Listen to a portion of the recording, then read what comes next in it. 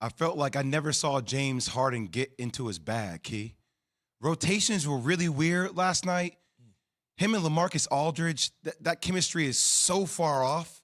He has better chemistry with Nick Claxton than he does with LaMarcus Aldridge. And I started thinking last night, I'm watching, I'm like, all right, Mike D'Antoni's not there. It puts a lot more pressure on Steve Nash with a lot of the sets that they're doing with Jacques Vaughn. I do think that James Harden will eventually find it. But, like, there's some gaps here with this team, man. They're older. A lot of their bigs can't move the same way defensively. I I just watched Miami blitz you were there. night. You were courtside. I was courtside. Miami is there's the best Jay. There's defensive Jay-Z. team. Yeah. Miami, Milwaukee Bucks are the two best defensive teams. The Knicks are probably there too in the Eastern Conference, but they swallowed them up last night. And I'm like, I wonder what this team could be with Kyrie. And that's the question you're going to start always asking. I want to James talk can about get in his Kyrie. bag. They can be there, but Kyrie is the missing piece for this team. Let's talk about Kyrie. Into the year, though. Yeah, but still, you got another 70-something games to go. That's what I'm saying. I think they'll figure it out. Yeah. But Kyrie is the missing link for them to be where they need to be. Let's talk Kyrie. Because he covers up a lot of these other issues. A lot of people, including me, noticed with Boston, without Kyrie, they seem to be at least as good as they were with him. Hold on, you're as good as Kyrie is. You lose a player like that, and if anything, maybe you get a little better. Same thing with the Nets 2 years ago, right? Same thing. Or when he got to Brooklyn, it was like, wait a minute, why isn't the team much worse without Kyrie? If you pointed out then, you got to point out now that with Kyrie last year, without KD, just Kyrie and Harden, they were killing the game. And without Harden, but still with Kyrie and KD were smashing the Bucks. Kyrie does seem to be the missing ingredient on this team. Why do you think that is, Jay? I think when you have offensive firepower like Kyrie, James Harden, and KD, it covers up a lot of the flaws. Because you're scoring at such a high clip all the time, right? Because they're so special of players.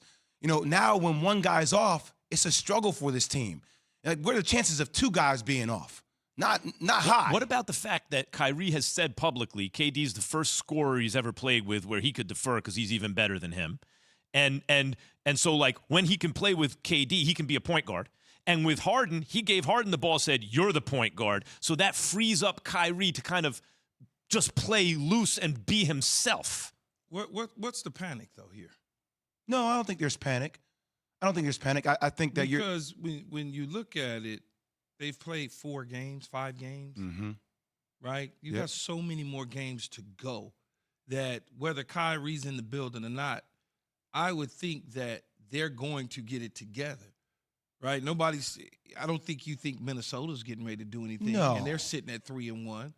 You know, Chicago is undefeated, and Chicago will be a playoff team. But do you think Chicago could beat the Nets when they're fully geared up mid-year? I think it would be an interesting series. Yeah, they'll lose an interesting series. If Kyrie's series. not there, I think it'll be a very interesting series. But the Bulls are. I thought that since they made the offseason moves, they're going to be good. There's no question with Zach LaVine and company and Ball and Caruso over there now, and who am I missing? DeMar DeRozan. Guys, they so they got a team. But I'm just saying, when you start to look at the Brooklyn Nets 4 or 5 games into the season, and their record is less than 500. Don't panic in this situation. So can I tell you something else I saw last night? I'm not panicking, but I did see a veteran world championship coach in Eric Spoelstra run circles around Steve Nash. And I think as you start getting deeper into basketball, the evolution of where Steve Nash goes as a head coach will determine how far I think the Nets can go as well. Let's stay right there on the coach. So there are at least 3 layers with Harden. To his own admission, he hasn't really played pickup and gotten ready because he's rehabbing, right? So he's not where he wants to be. That's 1. 2, we mentioned Kyrie's absence and how, in a weird way, he's kind of the glue guy on this team. Legs and I were joking about this on the air yesterday. And now 3, and I'm not putting them in order of importance. I'm just saying here's another level. They had D'Antoni on the bench last year. You mentioned this, Jay. D'Antoni and Harden can roll out of bed. Here's the ball. We know how to do this, right? Offensive genius. D'Antoni is not there this year. How much of an impact is that having on Harden? I think James Harden will be okay, but that familiarity and having a guy like that on the sideline that understands what positions of the floor he needs to put you in so you could be at your optimal best, I think is a huge missing thing. You know, talk about another huge missing piece. Jason Kidd, I think, is also another huge missing piece for the Los Angeles Lakers. We're also struggling. Frank Vogel is a defensive-minded coach. I don't think this team is going to have issues offensively, but still not having him there, I think there's something missing there too I think Jason Kidd could have unlocked the Russell Westbrook situation a lot sooner. It's still going to happen eventually, but I think he would have found ways to have these guys operate with LeBron and Russell on the floor. I'd much rather have Jason Kidd on that staff than having him be in Dallas. So, still very early. I get all this. I'm just talking about being in the trenches, seeing what you see as teams need to work through and how they need to get better, Keith. Yeah, and even James Harden's shots last night were nice open looks. They just wasn't falling. Yeah, there is something, though. It was Keith, almost like it not out of shape, but not at the shape he needs to be this early in the season. Can I geek out for 1 second? You know, Sure, sometimes why when I not? hear you talk about the routes that you run, it's going to take a major adjustment by Harden not to play into contact. A lot of his game is suited Fourth around layer. playing into contact all the time, and they're making it a huge stance in the league not to call that. And last night, I still see a lot of that from him. Fourth, that's Like breaking arms, doing all that stuff, and they're not calling it. And he's looking like, this one here. yeah, like if you guys can't see it because if you're in your car, but there's a pole, right? Like he will rake through arms, and the refs are looking at him like, we ain't calling that no more. right there. So now 4 layers. He had to rehab one, so he couldn't play enough.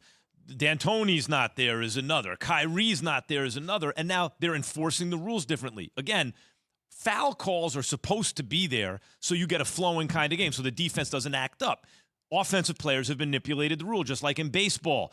Hitters' work counts. Balls and strikes, walks are there to force the pitcher to throw strikes so we can watch guys swing the bat, not so we can watch them draw walks. No one wants to see guys draw walks or shoot free throws, right? But guys like James Harden have manipulated that and gotten great at it.